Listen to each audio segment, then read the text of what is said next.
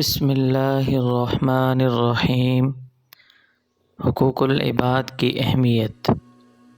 محترم ناظرین، حقوق العباد بندوں کے ان حقوق کو کہا جاتا ہے جن کی ادائیگی ہر انسان پر فرض ہے، اور انہی حقوق میں ہم سے کوتاہی بھی ہوتی ہے۔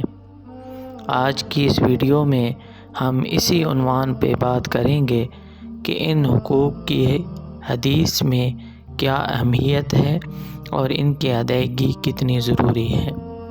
نبی کریم صلی اللہ علیہ وآلہ وسلم نے فرمایا، اللہ تعالیٰ نے تم پر ماں اور باپ کی نافرمانی، لڑکیوں کو زندہ دفن کرنا، واجب حقوق کی ادائیگی نہ کرنا اور دوسروں کا مال ناجائز طریقے پر دبا لینا حرام قرار دیا ہے، اور فضول بکواس کرنے اور کثرت سے سوال کرنے اور مال ضائع کرنے کو مکروہ قرار دیا ہے۔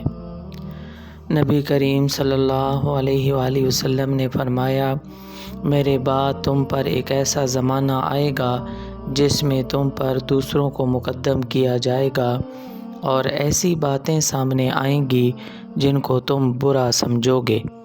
لوگوں نے عرض کیا، یا رسول اللہ، اس وقت ہمیں آپ کیا حکم فرماتے ہیں؟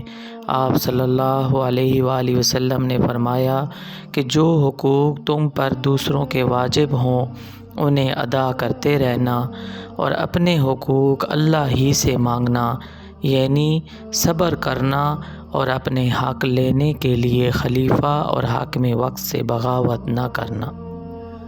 نبی کریم صلی اللہ علیہ وسلم نے حضرت سلمان فارسی رضی اللہ تعالیٰ عنہ اور ابو درداء رضی اللہ تعالیٰ عنہ کو بھائی بھائی بنا دیا۔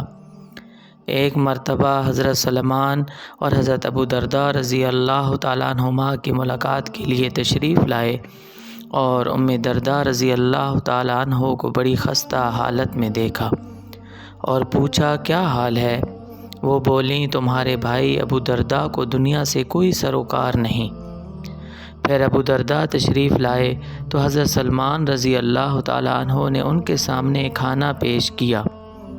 انہوں نے کہا کہ آپ کھائیں، میں روزے سے ہوں۔ حضرت سلمان فارسی رضی اللہ تعالیٰ عنہ بولے کہ میں اس وقت تک نہیں کھاؤں گا جب تک آپ بھی نہ کھائیں۔ چنانچہ حضرت ابو درداء نے بھی کھانا کھایا۔ رات ہوئی تو ابو درداء رضی اللہ تعالیٰ عنہ نماز پڑھنے کی تیاری کرنے لگے۔ حضرت سلمان نے کہا کہ آپ سو جائیں۔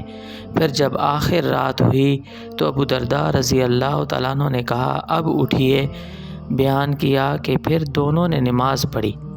اس کے بعد حضرت سلمان رضی اللہ تعالیٰ عنہ نے کہا کہ بلا شبہ تمہارے رب کا تم پر حق ہے، اور تمہاری جان کا بھی تم پر حق ہے، تمہاری بیوی کا بھی تم پر حق ہے، پس سارے حقداروں کے حقوق ادا کرو۔